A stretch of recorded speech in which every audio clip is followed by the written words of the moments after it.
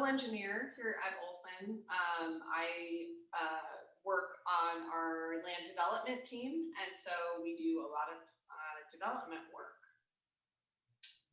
Go ahead, Eric. Yeah, so I'm Eric Williams. I am also on the land development team. I'm a project manager on the team here. Been here with Olson for 17 years.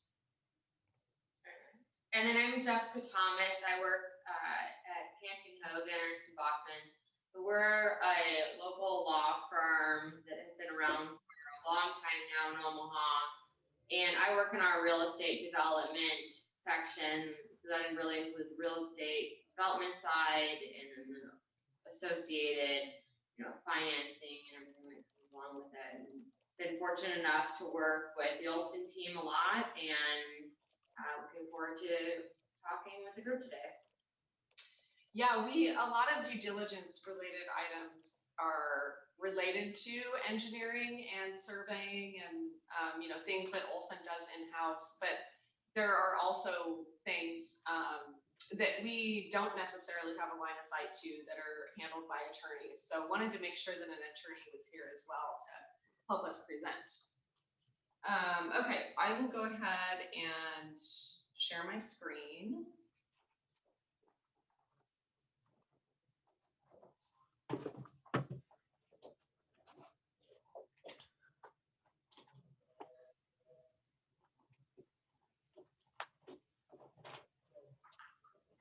You're sure? Just want to make sure. Okay, yes. All right. Can everyone see the screen okay? I can see it. Yes, Everybody else is muted. I can see it. yes. Okay. We gotcha. Great, thank you. And then one other thing, Angela, like you said, if you see questions or anything pop up in the chat, feel free to interrupt us.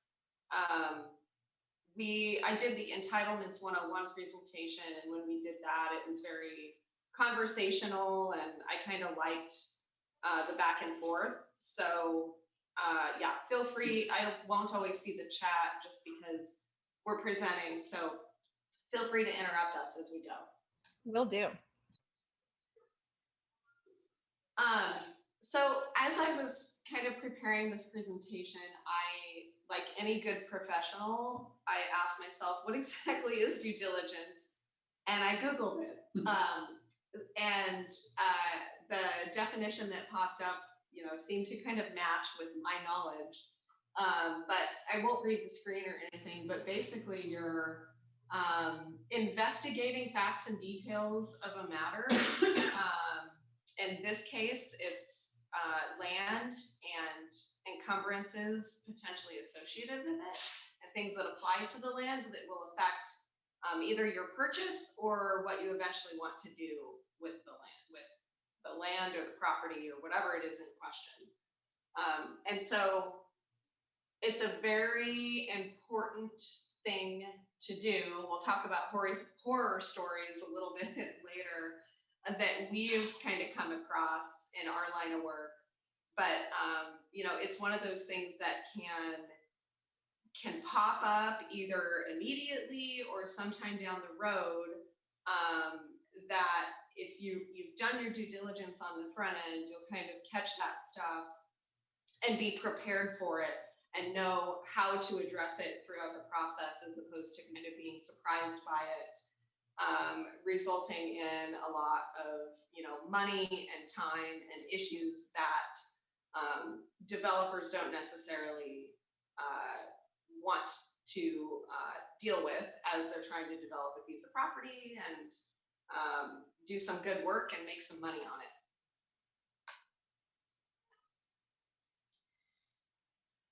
So I made a little list here of things that we address during our due diligence process. And when I say our, I mean both Olson and on Jessica's side of things. So we've got the purchase agreement and potential letter of interest. Alta surveys are probably one of the most important things, kind of depending on the site, that will uncover a lot of things that we'll get into a little bit later here. Environmental studies, geotechnical investigations, utility infrastructure review, entitlements review, and then site planning. I have site planning listed at the end here, but really site planning can occur at any point along the way. Some of these things happen in parallel, some of them happen sort of linearly. And it kind of just depends on the process and the property and the approach.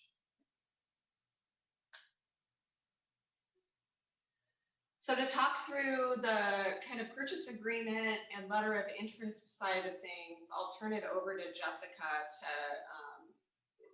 speak to that in her work as an attorney. Yeah, so oftentimes one of the first things that you're doing when you're looking at and evaluating a property is entering into a letter of intent. So, and you more often than not hear people refer to as an LOI. And so what that LOI does is it's basically like a first stop shop and saying, okay, can the owner of a property and a buyer of a property come to some pretty general terms as far as what a purchase agreement would look like and what the time frame is and what due diligence you can get completed during that time frame of entering into an agreement and closing on a piece of property. And what the idea there is says, okay, big picture, can we come to some terms? You know, what the purchase price is, what the due diligence time frame is, and another number of provisions that you can find in an LOI. So really often the LOI is your very first step. But as Katie said, there are some people that will, before they enter into an LOI, they want to know whether or not the property makes sense. And because, what you'll see as you start to go through this due diligence process is the idea is that you're investing more time, money, and effort as you continue down the due diligence process. And so the idea here is to start, slowly vetting pieces, big pieces. And if you can't get to the big pieces, then okay, it's time to walk before you start spending a lot of time, money, and effort. So really that's the first step in an LOI. And the LOI then can convert to your purchase agreement. And the purchase agreement, really when we start working through that, is what, in my mind, kind of sets the framework for the due diligence that, that you will get done. So a lot of times, as Katie mentioned, you're going to have title work and you're going to have an ALTA survey. I would say 90% of the time in a purchase agreement, they're always in there just because people want to know what they're buying and what that looks like. And so we'll talk through the specifics of each of these more as we walk through this.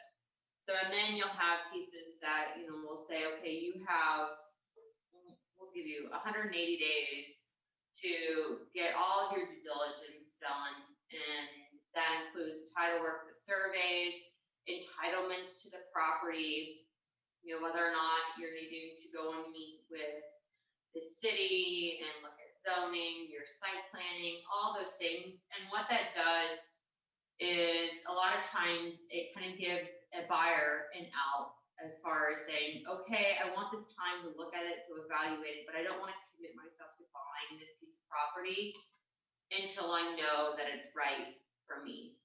And so really it puts the responsibility on a buyer to start their due diligence process and to get as far along in the due diligence process as possible until you hit that deadline.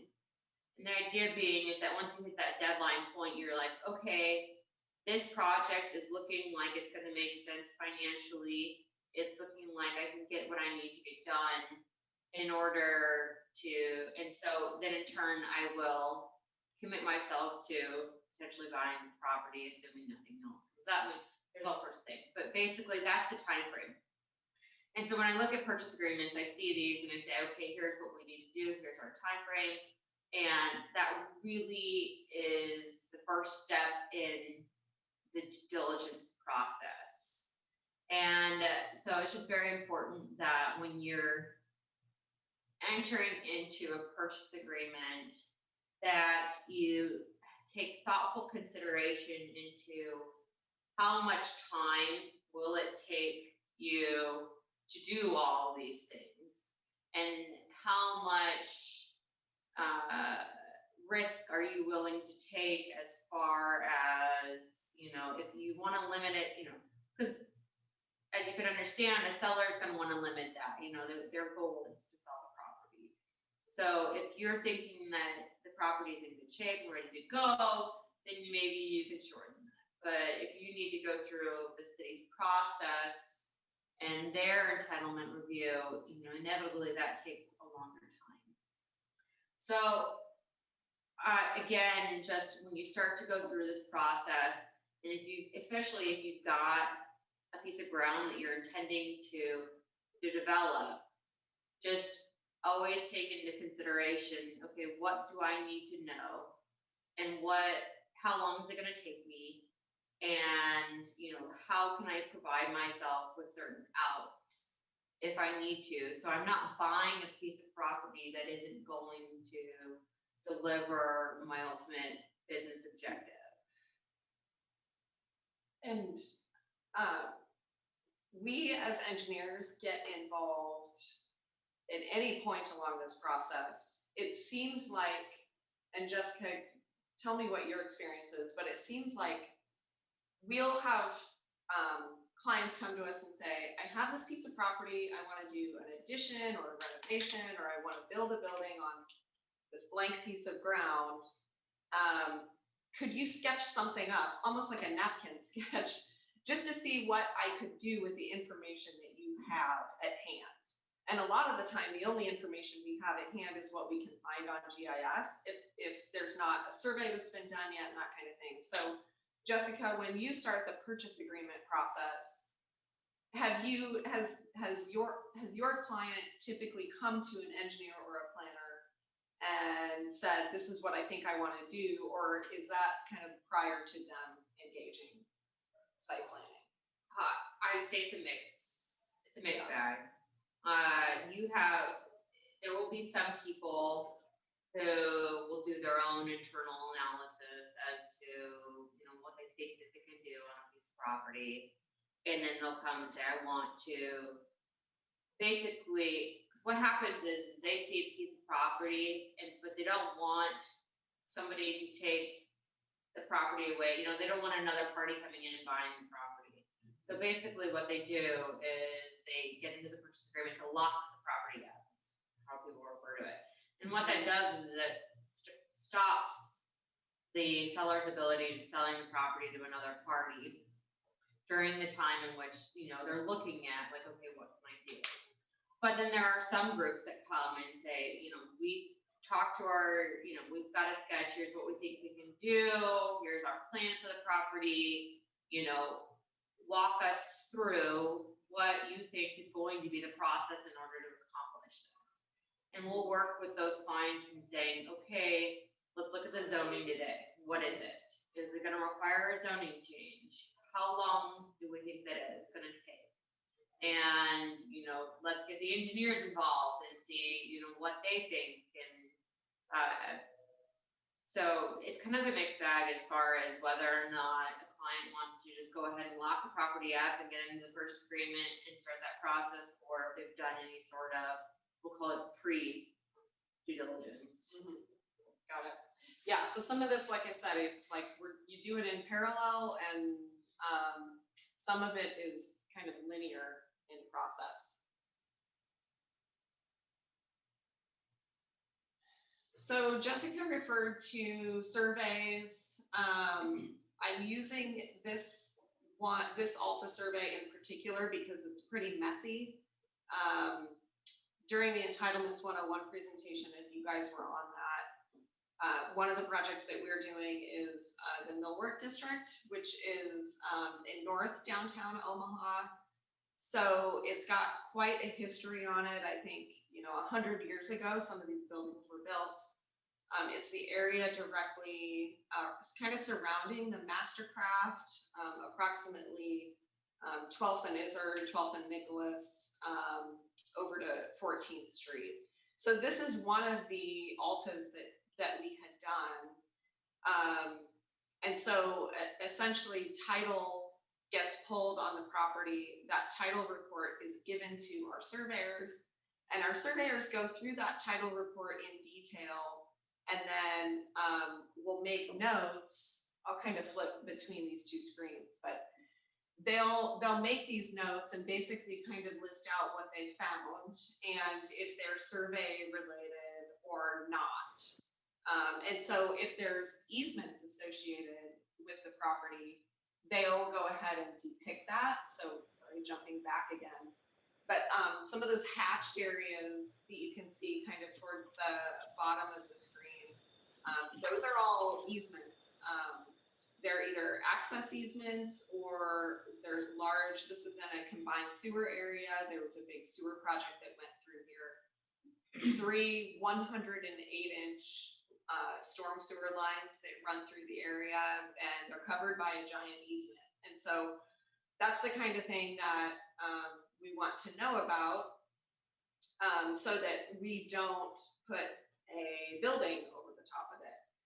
There's also within the title, it will list out all of the things that are allowed or not allowed over an easement. And so in this particular case, we plan to put a road over the top of those 3 108-inch lines and the easement associated with it. And that's allowed per the easement language. What we cannot put over it is buildings. And so again, that's just something that pops up during the due diligence that informs our site planning process. And working hand in hand on that too, some of those easements, they come to the property and they may or may not be something that are gonna be moving forward with the property as it sits. I mean, depending on how the project works and what those easements relate to, some of those easements may or may not be able to go away as that property moves forward. So it's very important to read through all the title work, make sure you understand what those easements state, and understand exactly what you can or cannot put in there, or what will be required to stay. And we work hand in hand with the attorney's office. So Jessica can speak to that process. Our surveyors will put together an ALTA survey. What does ALTA stand for again? A land transaction agreement, I believe. Make sure those in the chat. That was close. Yeah. American So- Land Title Association, is that what it stands for? That sounds right. That sounds closer than what I I said. don't know, I always call it. It just shows that we use acronyms all the time and we never know what they mean, right? Exactly. Yes. Yeah. So, and, backing up a little bit, so what happens here? So this page, You want so to- yeah, this page right here that you're seeing, so this section A, the easements, covenants, and restrictions. So what happens is when you're going to buy a piece of property or develop a piece of property, you reach out to the title company. The title company is going to provide you with the title commitment. The title commitment is basically the title company going back and looking at the legal description of the property and saying, okay, what items have been recorded against this property that otherwise, that impact this property or that are showing up of record. And so in this instance, items 7 through 27 are what pulled up. And so then that's what the surveyor took and said, okay, let's look at all these things and, does it impact the property? Does it not? Because a lot of times what you'll see is that the title companies, they're essentially insurance providers. And what they want to do is they want to cast a bigger net because that's to their benefit. So they're casting a very large net and they'll grab at a number of items that they think may impact the property, but maybe they don't. And so really that's where Katie was getting at, is that the attorneys, the surveyors can start to work hand in hand, because at the end of the day, you don't want your title commitment which is basically your insurance as a buyer that's saying, I have good title. You don't want that to include exceptions that don't impact your property, because that just gives those groups an allowance to potentially carve out coverage. And so really that's where you start to say, okay, well, discussions with the title company, the surveyor said, no, this doesn't impact the property. Let's take this off the title report. And there's a lot of back and forth. You can start looking at the documents. A lot of these documents have termination provisions, or they have time frames. And so you again can start looking at them and saying, okay, this doesn't impact the property, or maybe it does. And you can kind of see in here too, in this example, where you can see affects the subject property, but not survey related. And so there's really starts to be two distinguishing factors in here. And so as the attorney on this, I'm looking at the survey and where it says as shown or affected, and I want to know where those easements are, because I want to know if our building can go over there. Because like Katie just said, if there's an easement, more often than not, you can't put a building over an easement, because people usually need to access what's underneath the ground, and you don't want to have to go through a building in order to get that. But then there are instances in which you have covenants, and a covenant isn't an easement, but it may provide that you have to get approvals by certain associations or governing bodies, and it has in there that there are certain other steps that you have to take. And so really this survey and the title review is super important, because when you're buying this piece of property, you're buying it subject to all these things. And this is going to kind of really start to create the parameters of what you can and cannot do with your property. Because as you'll hear through some of the stories, there may be instances in which your property is restricted and it says you can't build certain things, or you can't do certain things. Or you could potentially have like conservation easements that says you can't, do anything, and that property is the way it is forever. So it's just a really important step in the process when you're going through. We have a couple of questions in the chat. Jose, do you want to ask it, or do you want me to? Yeah, I can definitely ask it. Thank you again for providing the information. My name is Jose Lemus.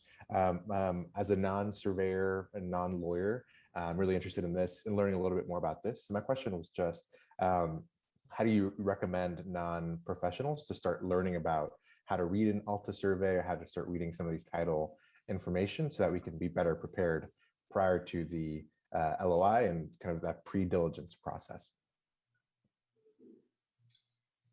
Yeah, hopefully, so I'll take a stab at that, then you guys can chime in.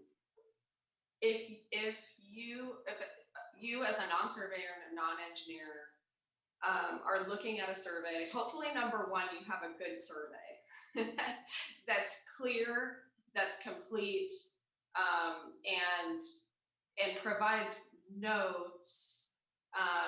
And I think it's actually a requirement for Altas that provides information around, is it shown on the drawing, is it not shown, is it survey related, is it not, just to kind of go through and honestly kind of do a deep dive through an Alta and compare the notes to, these, I think the notes sometimes on things just generally are easy to ignore. So I guess my first point of advice would be to clearly read through these easements, covenants, and restrictions. Hopefully you've got a good survey and you compare each of these notes to what's shown on the actual survey drawing. And you may not know exactly what it means or what it's trying to say, but you'll have an understanding that there's something going on here that I'm at least going to have to eventually have an attorney or a surveyor review and provide input on. I think that would probably be an easy first step. Is there anything else that you guys can think of? Yeah, I mean, I can tell you too, Katie's right, like a good survey,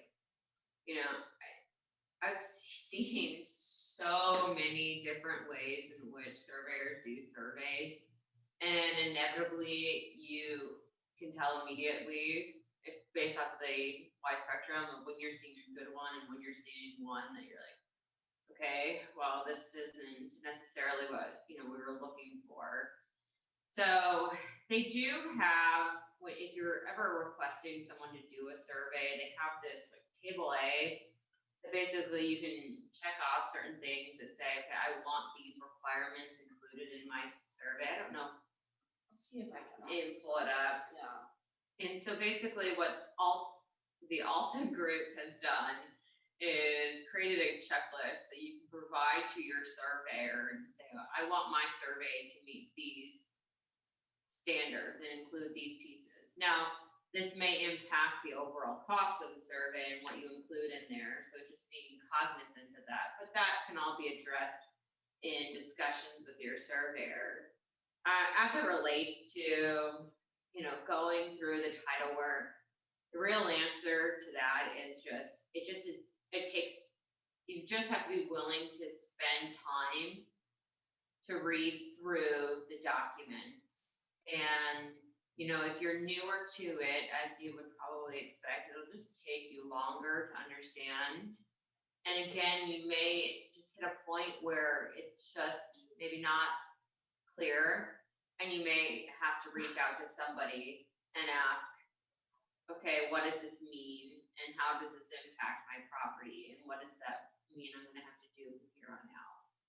So title companies, when you go and get your title work, more often than not, they'll provide you with your commitment, and then they can provide you with exception links. So it works basically as a PDF that will link you to those exception documents, and you can click on them and read through them.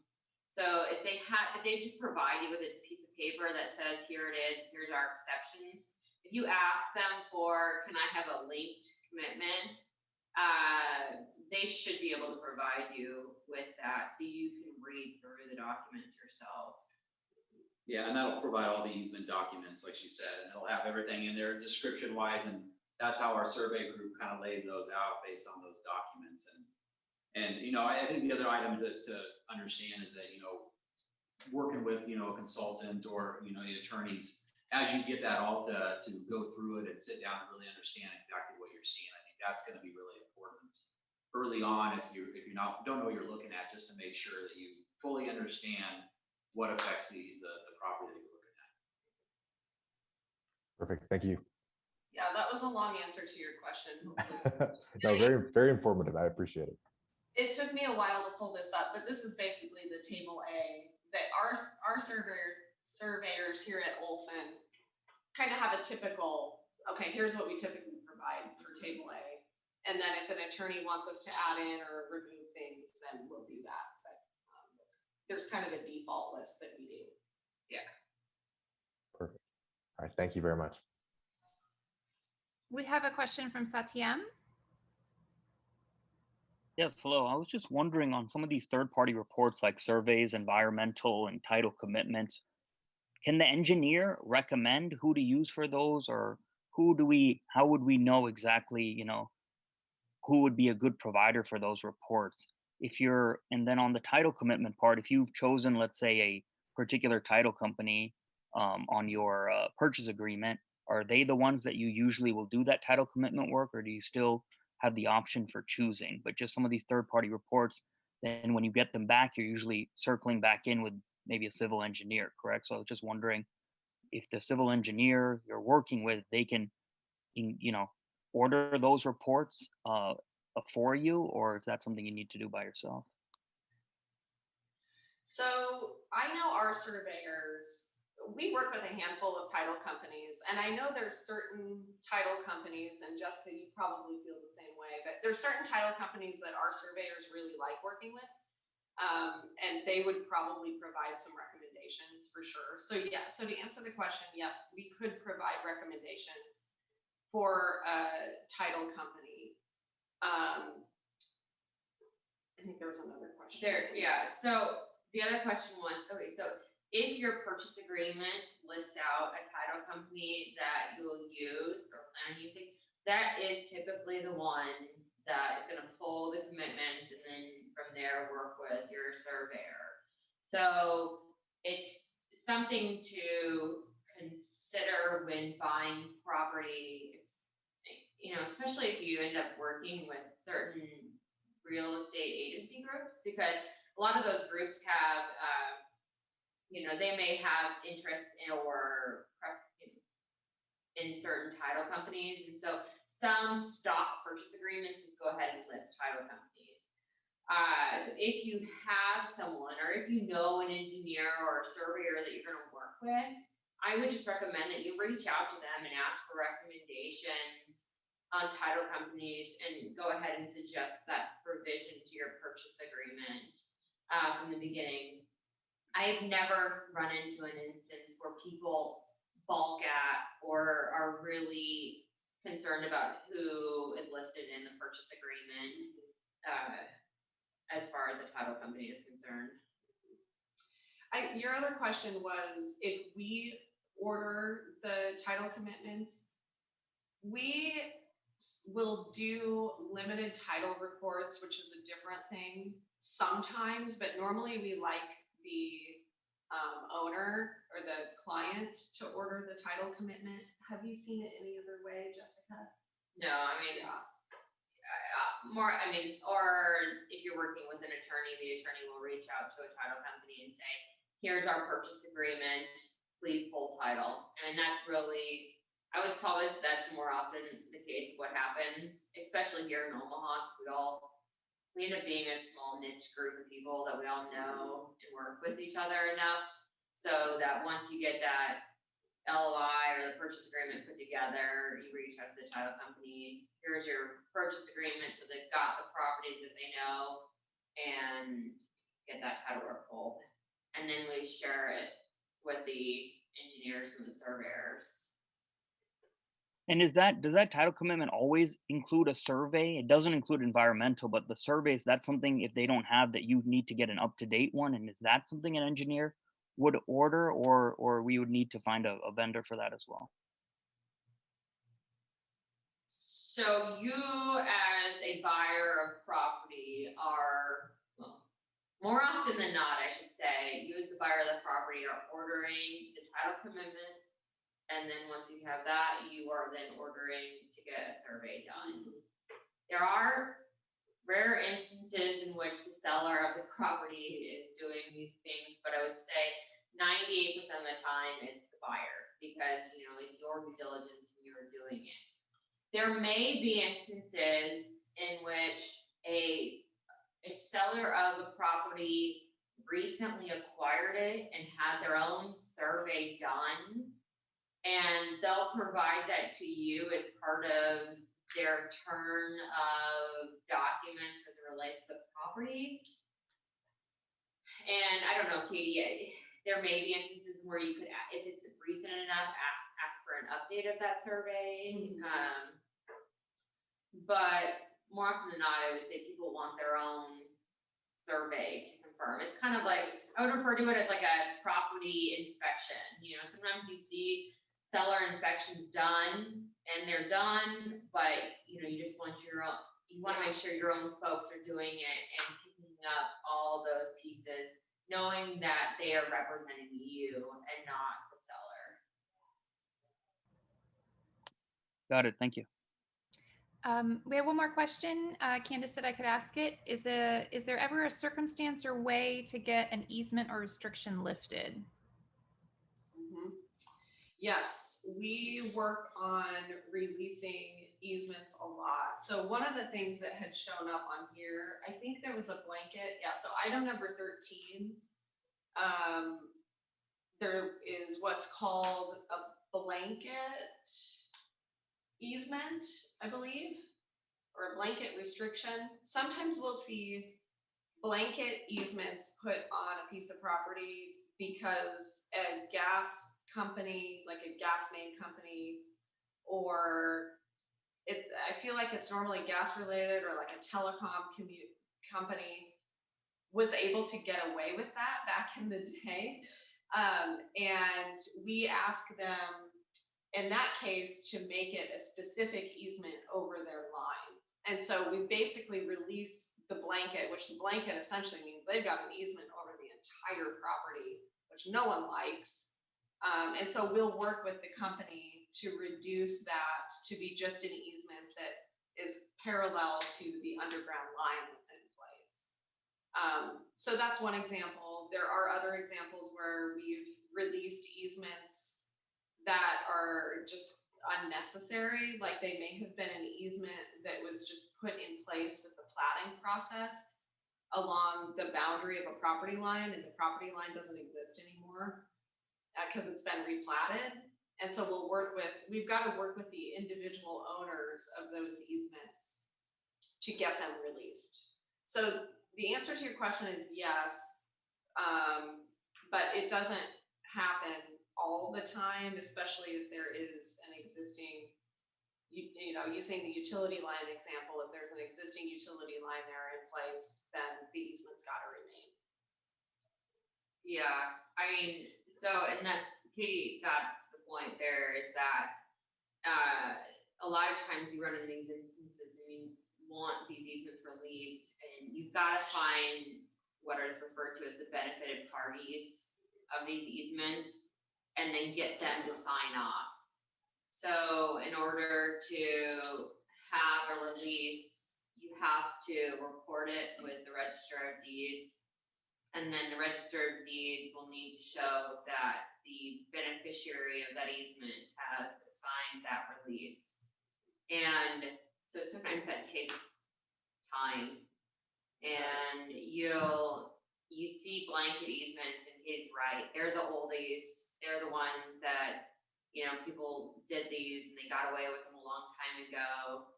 And you're trying to track down the parties and who needs to do this. And so it's just something to be cognizant of, that it's certainly feasible to get them released. It just may take time to get it done. Yeah. And we'll run into I'm working on a project now, I think it's maybe AT&T, where we're like, hey, you've got a line here, but we don't have any evidence of an easement. And so, we're planning to grade over this line, and essentially we're going to impact your line, and we don't have an easement. And they've told us, actually, I think we do have an easement. Let me go find the documentation. And they so far have been unable to find any documentation. So if it doesn't show up in title, sometimes, well, that's another subject. Sometimes things don't show up in title and they do actually exist. I would say that happens less often. But yeah, so to Jessica's point, it takes time to work through easement releases with the benefiting parties, because they don't want to just automatically give up their rights, and sometimes they kind of want to fight you on it. So it just, we do it all the time, though. It just takes time and effort. We have one more question, and then I think we'll let you move on. Sonia, do you want to ask your question? Yes, thank you, first of all, for presenting this. Is very helpful. So can you give us any ideas on prices? I mean, I'm sure there's many factors, but are there ranges that what an Alta survey would cost us, or an environmental, or any idea that you can help us with? Yeah, for surveyors' cost to do Alta surveys, it really depends on the size of the property, and if they know that a property is pretty messy like this one, the fee will normally increase too. I don't know, Eric, what are we seeing these days from our surveyors for like a 1 to 2 acre piece of property, like $5,000? Yeah, I'd say 5,000 to 8,000 is typically what we see, depending on what affects that lot.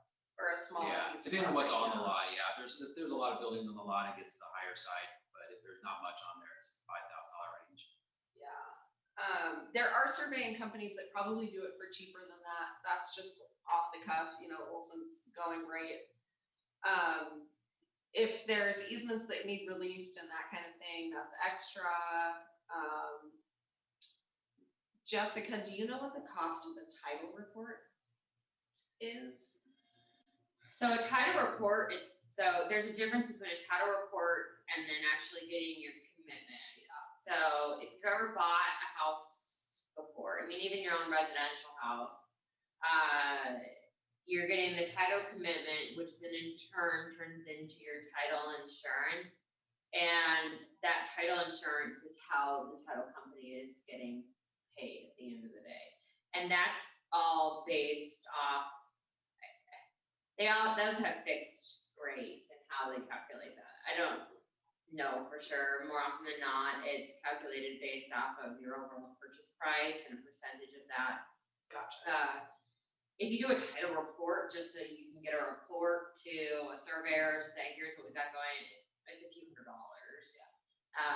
But that report, so if from that report, you're like, I like this property, you can usually, title companies are pretty good. They'll credit you for the cost of that report. If you're then gonna in turn turn it over into title commitment and title insurance.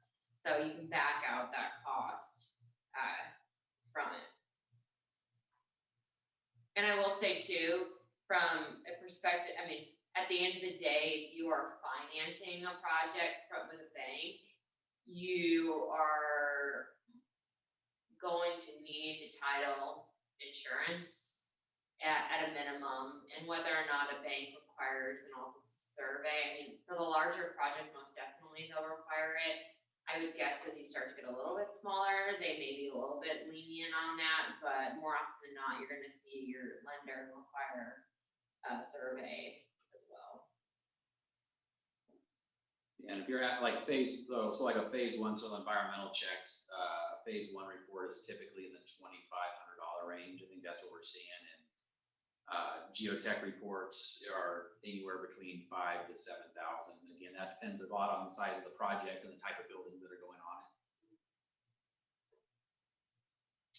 We're spending Thank a you. lot of time on these slides, but that's kind of what we anticipated, because this is, like I said, one of the biggest items when it comes to due diligence is understanding what easements, covenants, and restrictions are on the property, and what your zoning is, and just all of this survey related information about the property.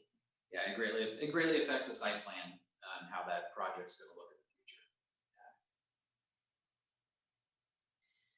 Yeah, there's all sorts of things. Sometimes you'll get, an Alta that has maybe 2 items under this, on this list. This is a pretty lengthy one. I did not on purpose for the presentation. Okay. Horror stories. We kind of touched on some of this, but just one that comes to mind for me is we had someone that purchased kind of a large open area that had been, in between some homes. It's like West Omaha, thinking that he was getting a great deal, and came to find out that there was a restriction on the property for, like, it basically said that nothing could be built on the land, and hadn't done their due diligence beforehand to find that restriction on the property. I think it was something that could have easily been discovered. Maybe the person, I don't know the full story, but maybe he was hopeful that he could get that restriction lifted. Normally if there was restrictions placed on a property by surrounding homeowners, that's a pretty tough one to unwind, because they put it there to protect their own interests. So that's just one that comes to mind for me. Our intention is not to scare you guys, but I guess more to just like underline the point that due diligence is pretty important. Yeah, I think the idea here is through the due diligence process, we're vetting out, preventing the horror stories from happening. And so you hear of these stories, and the idea, you live and learn, and you don't repeat it again.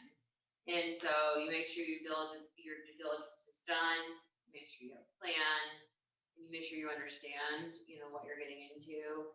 I've seen, when I worked for a city and I was working on one of the attorneys, we often saw people buy pieces of property and they thought they were getting this smoking deal.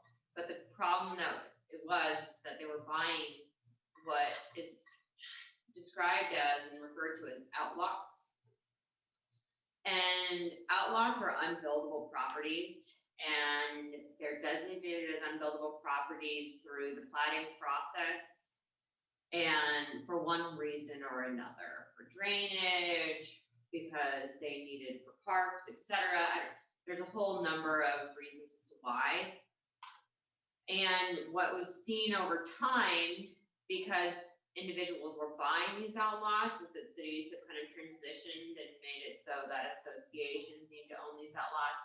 But what's happening is like tax sales were occurring because people would just stop paying their taxes, and people would be buying these outlots and under these tax sales, and then they'd come and say, well, can I build this great house? Or, it's in this neighborhood, let me build my house, or I want to do a project here. And the answer time and time again was, I'm sorry, but no, this is for a drainage way. That's why this is designated as an outlot. So it's just, another avenue to take. It's not foolproof, but when you're going and considering a piece of property, is reaching out to the city and saying, okay, what is the zoning? And you can request a zoning report or a zoning letter. I don't know if we've got it in our slides at all, but We don't, we can kind of skip to that. yeah. Yeah. Sorry, I'm jumping ahead. And so basically, what that does is, and you start talking to the city folks and saying, here's what I'm, looking in, here's what I'm considering. And you're more likely than not to get, a kind of, well, maybe this is what you can do, or maybe not. They're never going to fully commit to you one way or the other, but it's a good start. And at least you can vet out the absolutely not going to happen properties. Yeah. With an easy phone call. Yeah, so my example was related to something that would have popped up with an Alta survey. The Alta surveys will typically show what the zoning is too, but it's not going to go into a deep dive, saying what you can or cannot do per that zoning. And so what Jessica's referring to is less, a legal sort of restriction on a property and more of just what's allowed by the city for the zoning of the property. And so during our entitlements 101 or our entitlements presentation, I think Megan and I had kind of hopped through GIS a little bit. GIS can be really informative. You don't want to, do full construction plans based on GIS, but just, this is a little snapshot of a zoning map that you would find on DOGIS, DOGIS.com or .org. And it'll just tell you what the zoning of the property is. And then the City of Omaha's zoning code is available online too. And so you can just kind of flip through that and determine, okay, is what I want to do here allowed per the code? And yeah, so I mean, again, as it relates to outlots though, so you're on the zoning map, it would still show as a certain zoning because it's getting caught in the zoning. So again, really that's another step of it as far as looking at, okay, what is the legal description of this lot? And you'll pick that up on your title. If it says something like outlot A of such and such subdivision agreement, then like, okay, like red flag here. I shouldn't be buying this property unless I need it for non-buildable purposes. Yeah. So it's again, just another, I've seen instances in which people will just make a simple phone call to the city if you're, trying to look at overall expenses and, saying, here's the property we're looking at, this is something we can do.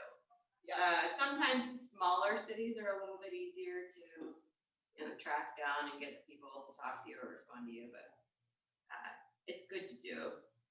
Yeah, so, for Jessica's example, some outlots are zoned development reserve, and that'll tell you can't do anything there, but some outlots are zoned just like whatever CC they or, yeah. And so, I'm trying to think of an outlot that I'm aware of. This is further out west, but like, the Costco property.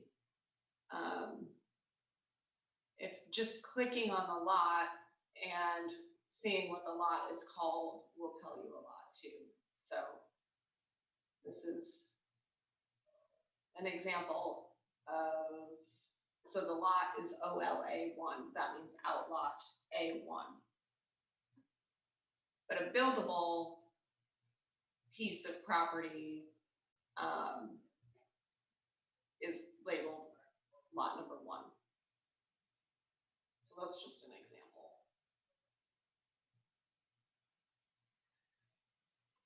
GIS can be really helpful just in a first blush overview.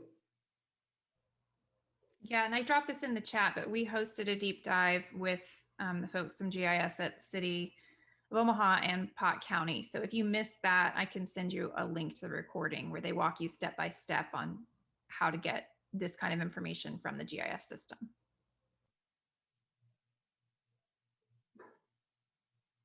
Great. Okay. I think we're done with horror stories. Going to environmental. So some of the things that we typically do on the environmental side of things are we look at wetlands, we look at phase 1s, and then we'll take a look at existing buildings as well. So I'll turn it over to Eric for this slide. Yeah, so phase 1s, wetlands and, reviewing the existing buildings are extremely important, especially on properties that have had something constructed on them before or older lots that have something constructed around them. So, phase 1s are a common report that's typically required on a property. It's identifying the environmental liabilities to the property that could be, underground, groundwater, items related to the property itself that could affect what you can build on that as you go forward, or things that may be required to be mitigated prior to going forward on that property. So, as we run through, our reports that we put together for the phase 1 environmentals, the items that they typically look at are historical records for the aerial photographs. They review building permits. They review planning records, review topographical maps, insurance maps, oil and gas maps. They do utilize the title commitment as they go through to verify exactly if there's any easements or anything else that can come to the property that could be related to anything environmental on the site. They look at the geological soil type, the geological settings, the groundwater depth. They do some research regarding the fire departments, the state departments, federal environmental agencies, and then they also provide interviews for the user or the buyer of the property as well as the owner of the property. They send out questionnaires to both, just information related to the properties that are knowns or unknowns, and they utilize those interviews or those questionnaires, and as well as all the other information to compile the phase 1 report to determine if there's anything on the property that actually is an environmental concern. It's not a common item typically on some of the newer lots that we usually work through, but there are times, especially on existing lots that have existing buildings or had existing buildings at some point, that something could come up. And I think commonly, what's the most common? Gas stations are one of those. It was previously a gas station because the tank's underground. Could have been providing or could have been leaking into the soils. Yeah, like dry cleaners. Dry cleaners are a big one, just because of the chemicals that are used. They actually seep into the soil around the buildings, and those are very common for mitigation purposes. And those will come up in the phase one report. Typically, at the phase one, at the end of the phase one report, there's recommendations about what was found and what if any future requirements provided, which would essentially put you into a phase two. And the phase two report just kind of digs very deep into that, what was found on the property during the phase one. Yeah, phase twos aren't always recommended. It depends on what pops up in the phase one. Yeah. They're a lot less common to move into a phase two, but that depends on what is found on that property. So I'll kind of move past this one. Wetlands is the other one that's an environmental concern. Wetlands on the properties are defined by the Corps of we work with the Nebraska Corps on those wetland requirements. Those are essentially areas that are inundated or saturated, and essentially areas that are holding water and are now growing vegetation that are they're trying to protect. So we'll do a wetland study on a property. Typically, we'll start with a desktop study where they'll just review that based on the aerial mapping that is there. They'll actually go back quite a few years to verify what was on the property before, if anything, and what those patterns are for water that kind of runs across the property, and if there's any channels that are on the property, if there's any wetlands or lowlands that are on the property that are holding that vegetation and that water. And if that desktop study, if they notice something on the desktop study, they'll move forward into a full wetland delineation.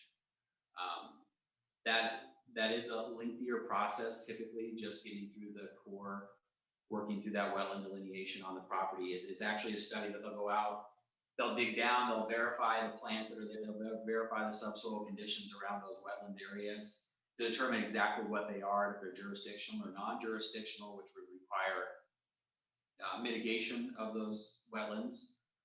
There is essentially a minimum, maximum, or a minimum area that if it's under 1/10 of an acre of wetlands that are on the property that will be disturbed by the construction activity, then there's no requirement for delineation. But if it's over 1/10, then you have to do a jurisdictional delineation on that, jurisdictional determination on that. Long story short, wetlands are a huge pain to get permitted. So hopefully you just don't have wetlands. And there are times on projects where we've run into something that sure looks like wetlands to our uneducated eyes.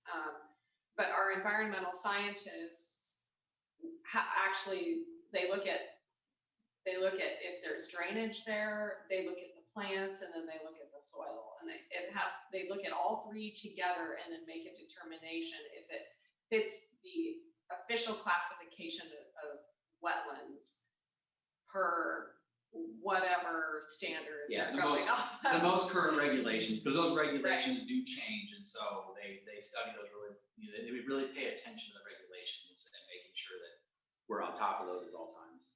Yeah. I just, when you're talking about stories that come up, the court does go back historically and look at sites, and Google Earth has provided them with the ability of saying year by year by year, and seen instances in which it doesn't really look like there was a wetland there, and you're going to go look at a property, and the Corps goes back a few years and says, wait a second, what happened here? And so it's just something to be cognizant of. Follow your gut instinct as far as if you think something was there, and listen to your engineers. And if they're saying it's there, even though there's nothing there on the property, think about maybe if someone has done something, you don't want to get in the middle of that, because you as the owner of the property then become responsible. Right. And it doesn't matter that it was somebody else that did it. And that the wetlands piece and who's having to do with that. But hopefully it's never an issue. I guess while we're talking about water though, do you guys want to chime in about like floodways and floodplains as far as when that comes into the evaluation process and when you're looking at that? Yeah, and that will actually pop up on an ALTA as well. Normally our surveyors will depict that if there is floodplain or floodway on a piece of property. And there are, of course, restrictions around what you can do in the floodplain and floodway as well.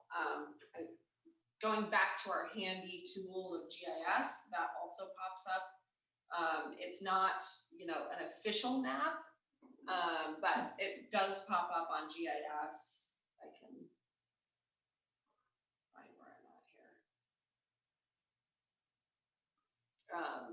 This may have frozen, but you can turn on the floodplain layer on GIS to see if there's something that pops up. I think you're in Iowa. Yeah. I think That's that's- why it's showing.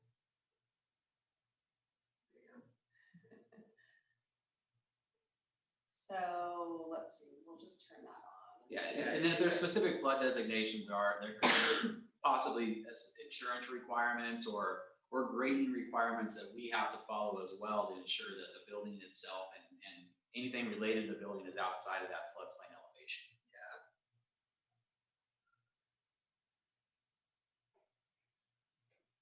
And typically, if you're in like the light blue area, there's a defined flood elevation. And as long as you're above that defined flood elevation by a foot, it's just a permitting process that you have to go through with the city. And so it's something to be aware of for sure, so that you don't need to pull flood insurance if you're, below that 1 foot above the finished floor or the floodplain elevation. But it's not too much of a headache to get a floodplain development permit. What you really want to stay out of though is the floodway, because then that requires mapping and you may not get approved for it. So the dark blue, I believe, is floodway. And that's just, the closer you get to a low-lying area and to a creek, the more likely you are to run into an actual floodway.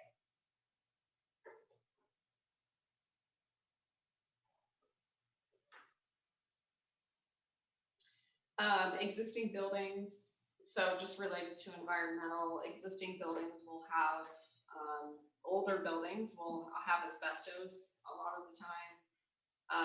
And that's just, again, something to be aware of when you're going to construct, redevelop a building or tear it down. That's another thing that would need to be permitted for.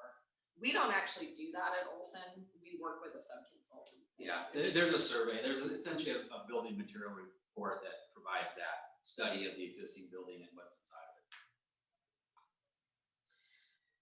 Geotech, this is important just to know what you're dealing with from a soils perspective.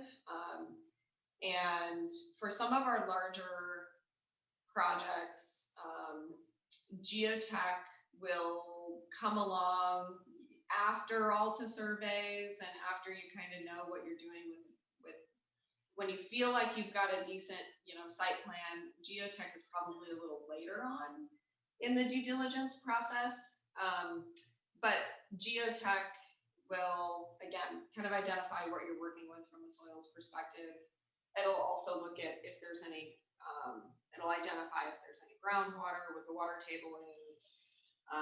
If there's been areas that we've worked with that have been contaminated, and that sometimes our geotech guys will, that'll pop up in the borings that they take, and then we'll work with an environmental consultant to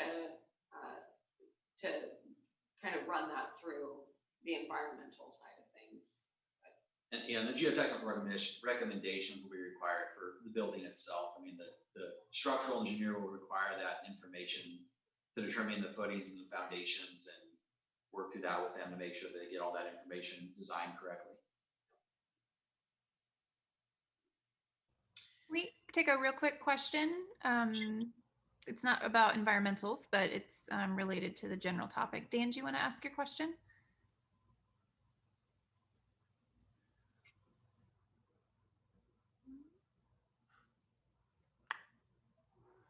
He might be unable to unmute himself.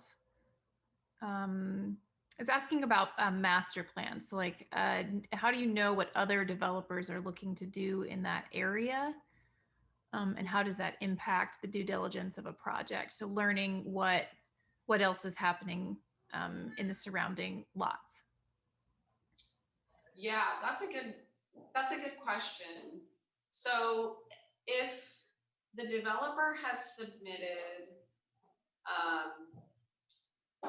any sort of entitlements, then that's public record.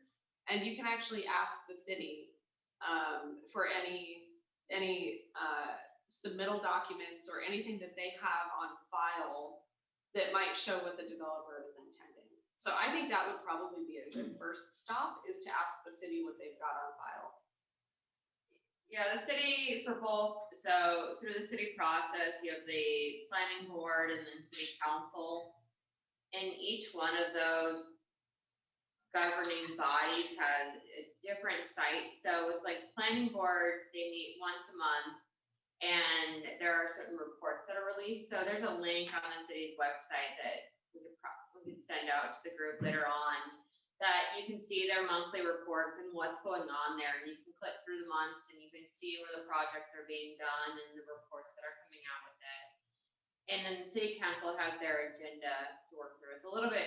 It's not as clean as far as knowing exactly where the projects are going in that sense, and reviewing the city council reports. So yeah, you can just ask the city and say, hey, is anything going on? As far as master planning is concerned, the city does have a master plan and future land use map that they have, and they rely upon as far as evaluating certain projects. And that's on the city's website too. So you can see, where the city has master plan for residential projects, industrial projects, commercial things, and things like that. That's no guarantee that that's actually what's going to happen, and people ask for amendments and do different things on those sites. But at least it gives you an idea of, if the city is planned for a certain area to be all residential, that it's probably not going to be the site where you're going to start putting in some heavy industrial building. So it's a good starting point to look at.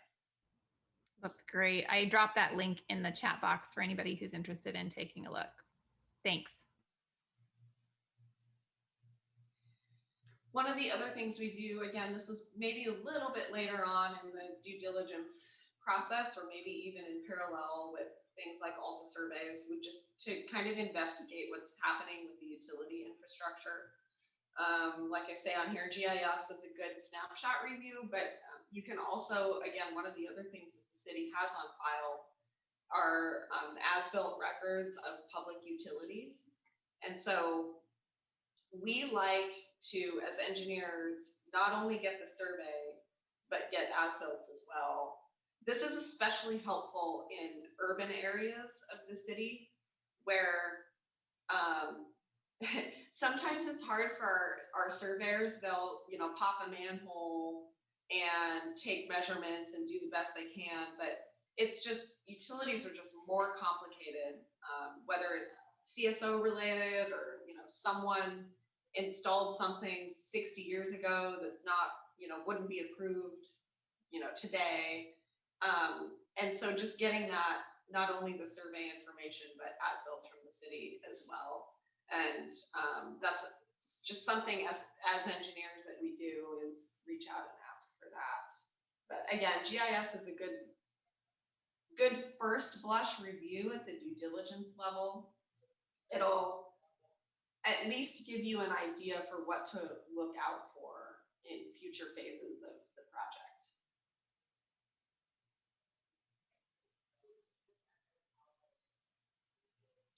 We talked a little bit about the entitlements review and a few other aspects of due diligence, whether it's kind of with the due diligence period that Jessica referenced, or that just things that kind of pop up with the survey.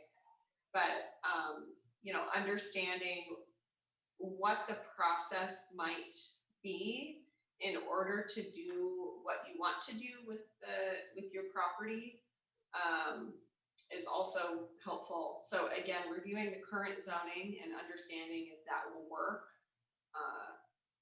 for your intent or not. And then if not, if the city would allow for a rezoning. And some of these, so one of the things that we talked about during the entitlements presentation is the other thing, not only a zoning aspect, but the plating aspect. Sometimes plating can surprise people by how long it takes. In, you know, areas, older areas of Omaha, for smaller developments, a lot of the times it's just an administrative replat, which takes maybe, you know, 4 or 5 weeks to get through the city. Sometimes you will run into property though that hasn't been platted yet. And that'll show up as lands on GIS. And that requires a full-blown prelim and final plat process. We won't get into too many of the details here today, but that is like closer to, if the city allows you to do those concurrently, that's closer to like a 5-6 month process and can even extend up to a full year, depending on the situation. So that's just another thing that to coordinate with the city on upfront.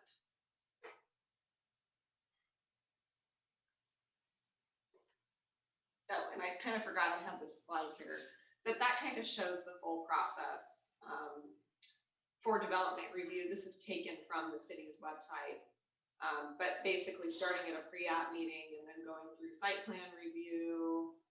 Do you need board action? If so, you submit to the planning department and then it goes through the planning board. This, again, not to get into too many details with this slide, but just kind of wanted to reiterate that entitlements at times, depending on the situation, can take a while. And we're seeing some of this happen, especially in areas of redevelopment, is, you know, there are instances of what people are buying, we'll say a few houses that are next door to one another, with this idea of building a, you know, a small apartment complex or, you know, doing duplexes. And so it's just important to know that if you're doing that and you want to build a building that's going over all the property lines, that you're going to have to replat the property. And so really that's probably the instance we see more often than not when people are buying up multiple pieces of ground to build a larger project. And that's, again, really where you just want to meet with the city beforehand, figure out the process, and just get a really good idea as far as the timing before, you know, how long it will take to get approvals. Yeah, the pre-app process, pre-application meetings for the process there is very, very helpful. And the city doesn't really require too much upfront for that pre-app meeting in relation to the site plan, but typically what they say is the more information that you provide to them, the better that meeting will be. So you'll be able to get out of that meeting a lot more based on the information that you actually take to that meeting. We've done pre-app meetings with a site plan that's based purely off of GIS. We've also done pre-app meetings with site plans, you know, after we have a full survey completed. So it kind of just depends on when you want to do it. You can do a pre-app meeting at the very beginning and then come back and do another meeting. But yeah, definitely an important part of the process. Because what the city will do is you'll attend that pre-app meeting, and if at that point in time you feel like, you know, you're presenting what you want the city to comment on, is they'll provide you with a pre-app response letter and basically set forth, okay, here's what you're going to need to do, your platting, your zoning, your design review, etc. And again, the more details you have, the more specific that they can get, and then otherwise, you'll get probably pretty general guidance from the city. Right. Sometimes it's frustratingly vague. So the more details you can provide, the more they can provide detail wise. Yeah, and they'll reiterate that doesn't mean that that's the end of their comments. Right. Very good point. These were just a few snapshots. This is really nothing to get into in detail, but I just took some snapshots from city code. Again, understanding zoning, understanding, where your existing property lines are, and will kind of dictate where your buildings and parking lots and outdoor areas can be placed, where you need landscaping. And so again, that's kind of just an existing condition that will inform your plan.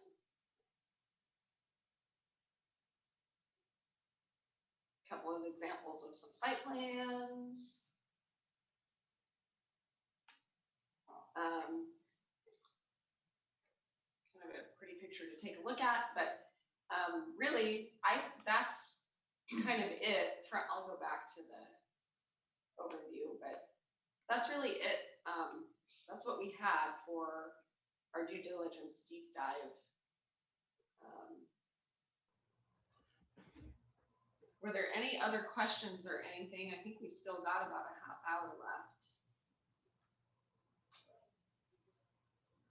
I don't see any other questions in the chat, but folks, now's your time to get your questions answered.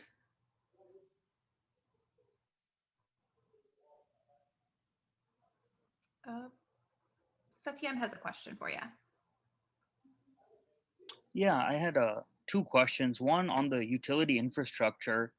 At what point and who exactly do we get involved for that process? Is that something an engineer will kind of look at where the sewer lines are, and then but we would still need to probably reach out directly, like to an MUD and OPPD, or is that something we work with through the city?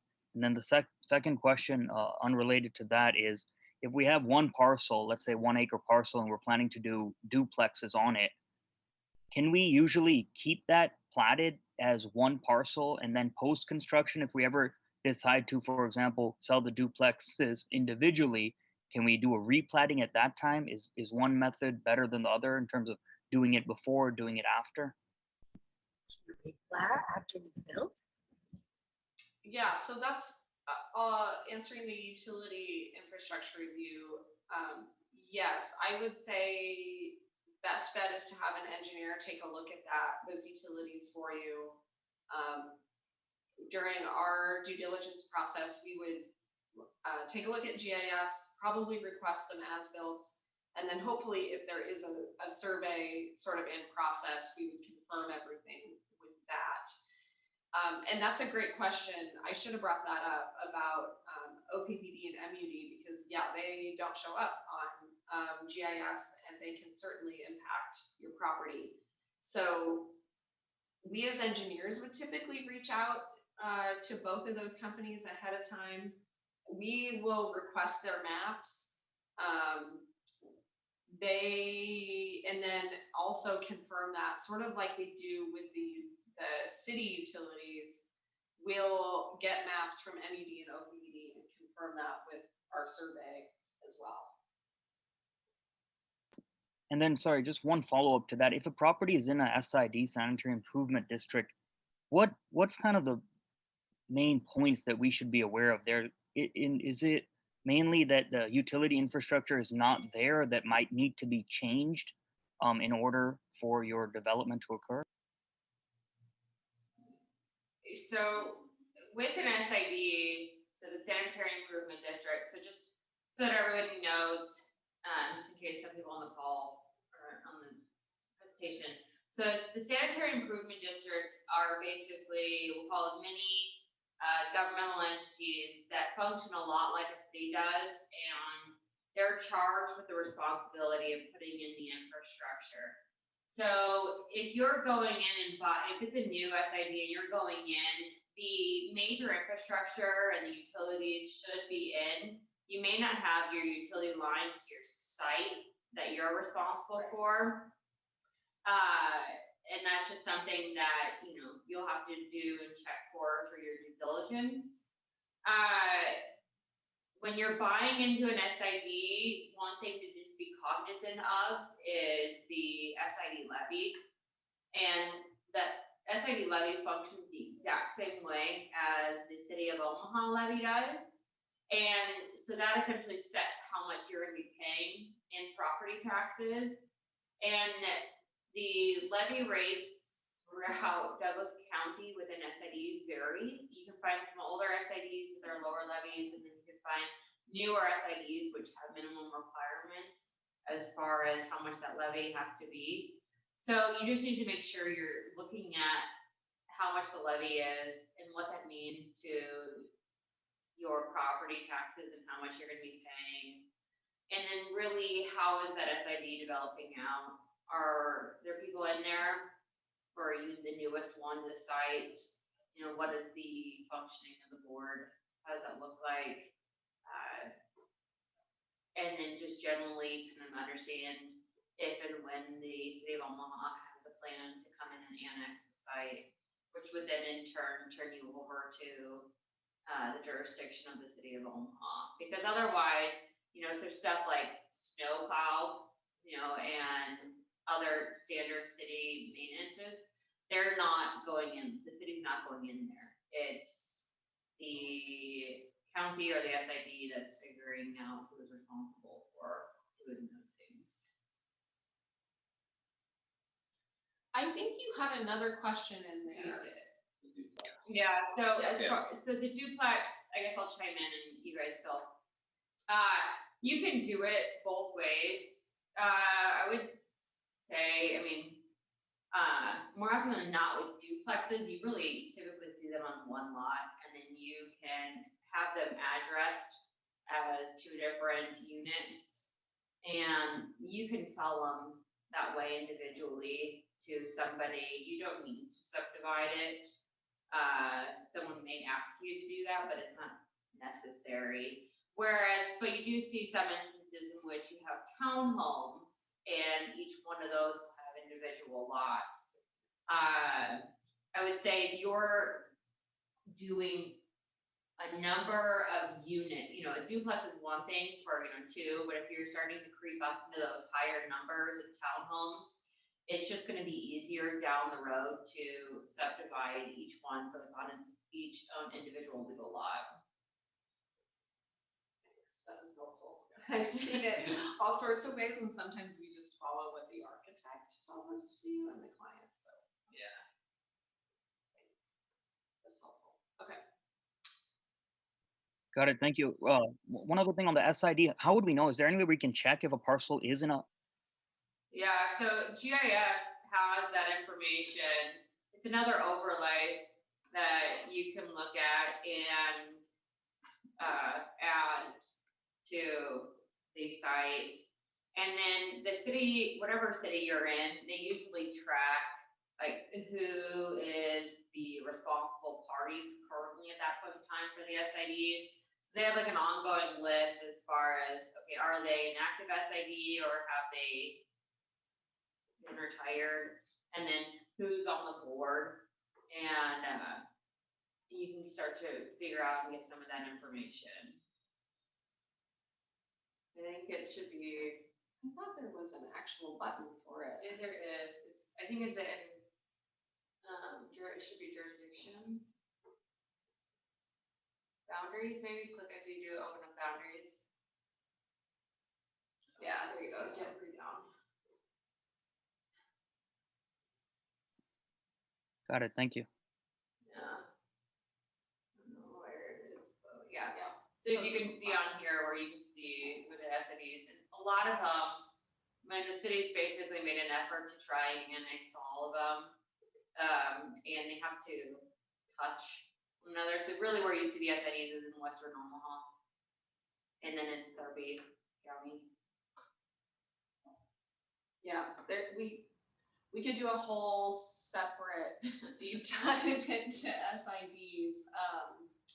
They are complicated in some ways and really not complicated in others. I think there's some jurisdictions within Nebraska besides Omaha, besides Douglas County, that allow them, but not many. They aren't done in Lincoln.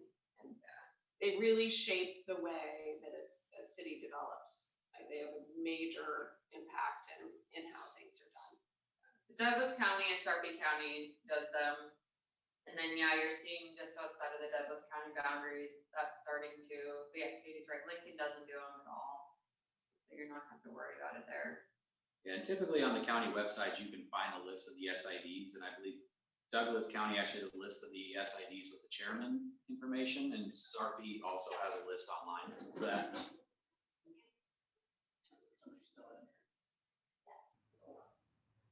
Are they telling you our time is up? No. I would say the only, I mean, I guess, you know, if no one else has any other questions, there's something to also consider during the due diligence process is your overall project budget and financing and really looking at the number side of things. Because a lot of what this information that we just talked about, so the surveys, the environmental, the geotech, entitlements, all of that, you know, we can all have a really good idea as to saying, okay, here's where I think my budget is. And then once we find out, like, oh shoot, this site needs to, it was an old dump site, we need to clear it out. And what that does to your project budget, and making sure that you're having these discussions and you're analyzing these pieces all along against your pro forma for what you're ultimately trying to do. And making it so you're making good decisions on whether or not to move forward with the project. We've all been there and seen projects that have gone to the end and spent a lot of money, and something's come up that at the end of the day, the developer of the site says, this doesn't make sense. I can't move forward with this project because these costs, I'll never be able to make it up on the back end. And it stinks, and it's no fun, but it saved them from ending up with a piece of property that they'll never be able to use for their intended purpose. So it's just using all this information that we've talked about throughout this. It's just really important to take that and understand what it does to the financial sides of this, because, you know, we're all in this to be doing this for a business perspective more often than not, and you know, saying how can we make this work? And so this all goes hand in hand. And part of that too will go in to, you know, if you're choosing to get any lending on a project, and you know, what a lender will look at and say, okay, what are your project costs? Do you have all these items that we walk through so that they can have their own confirmation that the project is viable? And, you know, as they're working through their own fiscal analysis. That's kind of the root of the whole topic. Any other closing remarks or recommendations or just general piece of advice to close us out here? I mean, I think Jessica summed it up really well. You know, understanding what you're working with and your project budget, and understanding things early on in the process that may pop up that will inform, you know, whether the project is viable or not. So that's really the whole point of due diligence here. And it's good to be informed as developers on what this all means and what you can kind of dive into on your own, but also have an understanding of there are people out there to kind of help you with this stuff, and you don't have to, you know, do it all on your own. So I think that's really the crux of the whole thing. But I enjoy talking about this stuff. I always get excited about the front end of projects and doing a review of kind of what we're working with.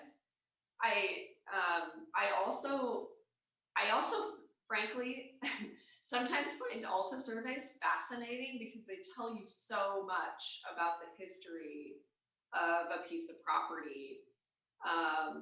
And we'll find survey documents that are written in calligraphy pen from like 100 years ago. And so, yeah, I like the front end projects and get excited about it. And it's kind of like the big sort of dreaming aspect, and then sort of taking that down into reality and okay, what can actually happen here? It's kind of the first step towards that. That's wonderful. Eric, did you have any closing remarks? I don't have anything additional. I think these two have kind of wrapped up exactly what this, what we're working towards here in this due diligence, and trying to make sure that everybody understands how important it actually is. Great. Well, I want to thank you three for your time today, your expertise, your talents, your knowledge. Thanks for sharing it with us. To everyone who participated in this, whether live or you're accessing the recording, be on the lookout for some links from me over email. Please help us continue this kind of programming by completing the survey that I send to you. And I just hope that you all have a wonderful day and stay cool in this hot, hot weather. Have a good one. Thanks, everyone. Thank Thanks. you all.